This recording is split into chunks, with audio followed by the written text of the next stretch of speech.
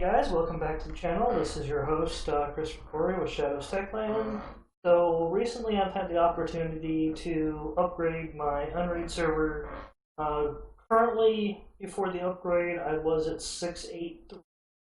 Right now they had 6.9 beta 22, and then recently they just released beta 25. Now, keep in mind, this is a release development. This is used at your own risk. Could possibly have compatibility issues. I would not recommend doing this on a primary server, especially without having proper backups for your data, for your array configurations, etc. This is use at your own risk. With that being said, I went ahead and upgraded my main primary Unraid server to beta 22 previously at the time of making the video. Now they're at 25, but I will not be going to that, and I will go over that here shortly. So this is a beta, so it is in development. It's constantly being worked on. So far myself, I haven't found any oh my god breaking features at this point in time. There's been a couple of gotchas, which I will get into. So 6.9 is actually pretty exciting. There's a lot of good stuff coming out of it. Obviously, there's a lot of updates, there's a lot of quality of life, a lot of things have been improved on, added, changed, etc. Obviously, you can read the release notes, but one of the cool things is they are doing multiple pools at this point in time, which is actually really cool. You can have up to 35 named pools and up to 30 storage devices. Previously, I believe, if I'm not mistaken, but please don't hold me to this, I believe it was 24. So now we're getting 6 additional drives that you can do per license. So that's pretty impressive at this point in time. Obviously, before I did this upgrade, I went ahead and did a full flash backup of my USB device.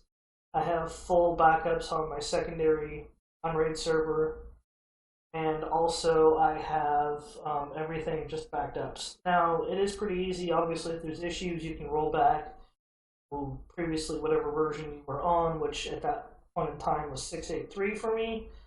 Another cool thing they have done is multiple language support. So if you are in another country or you have a different language than English that is primary, you can go to the App Store and you can download the language pack, and then you can go into settings and you can actually change the language to your personal preference. There's been a lot of development that have been done for that. Currently, it looks like only English, Spanish, French, German, and Dutch are available, and there are several others that are in the works. Now, if you do look at the notes, there are links that you can go to for multiple language support to get more information. And then obviously, you'll need to make sure that your App Store is updated as well. That way, you can get the new pack. Now, another thing that I would also stress doing before you upgrade from any version to 9, go into your Docker containers, update that, and also update your plugins. Some of those updates are needed in order for 6.9 to run correctly, otherwise you can compatibility. That is something I did as well before I updated. Now, the other cool thing as of right now, with 22, the current kernel has been upgraded to 5.7. They've done a lot of other base package updates. They've updated PAM. Docker's been updated to 11. Linford has been updated to 6.4.0. Puma has been updated to 5. Then also they have done more with VFIO PCI config plugin is now upgraded to 6 as well. Now, before I go and I show you a couple things, another big change that I've liked is the ability to have multiple cache pools. Now, if you are running your Docker container and VMs and anything else on one SSD, I extremely highly recommend if you can afford it and it's within your budget to go into. I went ahead previously in my Unraid. I was using a Samsung Evo 60s, I believe, without looking. 860 1 TB in a single configuration. Then I went ahead and added a second, and oh my god, that has done a night and day difference. Like Flex, that I have, my metadata, VMs, all my Docker containers, all now run on a 2 SSD cache pool. Now, obviously, that doesn't have redundancy because I'm not running 3, but again, I don't really care because this is Docker container. This is VMs, and I also have a script that I run that automatically updates my VMs for me. It's a plugin tab, which is really freaking awesome. I have it run through once a week upgrade, no, once a week leave. But it does configuration changes and it updates the VMs to storage array. That way, all of my VMs are completely current. Actually, no, I do apologize. It's once a month. Then that is also backed up to my secondary Unraid. So if my cache drives ever die, it's really quick and easy to get all of my changes back. Now, like I said, that does do a huge performance increase, so I definitely recommend doing that if you have ability. It's super easy to do. So basically, you will need to go to main. You'll need to stop your array. You stop your array. That will obviously it turns off your array, so it spins the drives down, stops the pool. It will stop all your VM and container services. Then you can go over to your drives after you've already added your second additional SSD. Then you'll, instead of saying one number of drives, you'll say 2, and you will search for that SSD, put it into that slot, then hit start, and then you will need to format that SSD. So keep in mind you are formatting, see the data you have on there. So back up that data if you are using an older drive, and then goes through and it does a balancing, and I believe it was like a 10 to 15 minute process when it went ahead and balanced my data between my 2 1 TB SSD. Super quick, super easy, done. There wasn't even a noticeable difference in performance as that balance was going on. So pretty awesome. Another thing to keep in mind, I am using beta 22. They have recently released beta 25. However, one thing that I definitely want to make a disclaimer of, at least the last time I checked, which was a day or so ago, if you are using an NVIDIA card and you are doing transcoding for Plex off of an NVIDIA graphics card, the NVIDIA plugin has not been updated to beta 25 at this point from at least the last. That could be different now, so you will definitely want to take a look at that before you update. Otherwise, you will be breaking Plex and you'll have to roll back to beta 22. So keep that in mind. So let's go ahead and take a look at a couple things here. So as you can see right here, I am at beta 22. A lot of it looks exactly the same at this point. You won't notice the amount of differences when it comes to the UI. Like I said, I am running dual cache pool, so that's pretty freaking awesome at this point in time. So right here, this is where you'll see the additional cache pools. You can definitely do more of them, provided you have the capacity and cabling to allow that, and space, obviously. One of the things that I did go ahead and have a small problem with is you may notice when you go over to your virtual machine tab, if you are running virtual machine, that they are broken and they will not start. That is because networking has possibly changed. Now, there should be a fairly easy quick fix in order to do that, which I had to do myself. So you'll need to stop it, and your virtual machine, go to edit, then you will go down to stop one real quick, or stop this one. Go to edit, And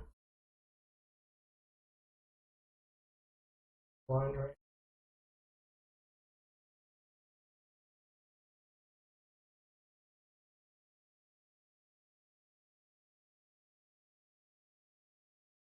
Turn off this.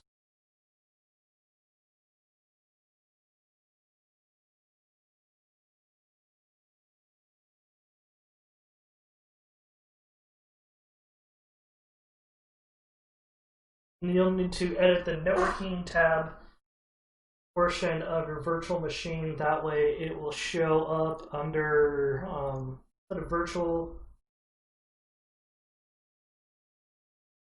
Here it is. So under network bridge, it will be under most likely VRB0 or whatever your networking adapter for your motherboard assigns it to. You'll need to change it from virtual to BRT2 or whatever it is that your network adapter assigns it to. You'll just do a quick update, which you can see obviously I've already had to do that for mine. And then once you do that and you update it, then it will go ahead and it will start up again and you won't have any issues. See,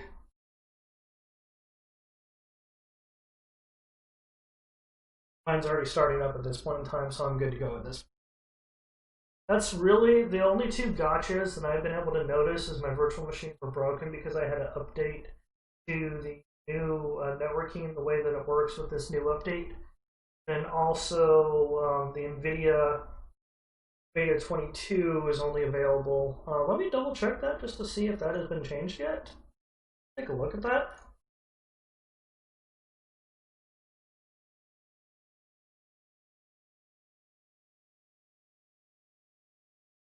Now, when you do run this and you go over, basically how you get this is you go to the application store and just search Unraid NVIDIA, and then it'll install it. It'll install the dependencies and all that cool stuff for you. And then after that, you will see this underneath the settings tab.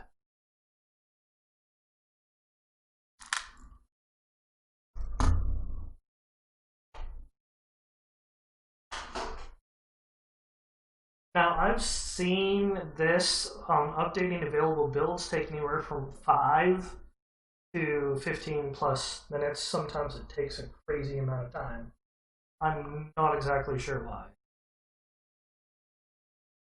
But I'm curious if they've updated it to work with 25 yet, so let's find out.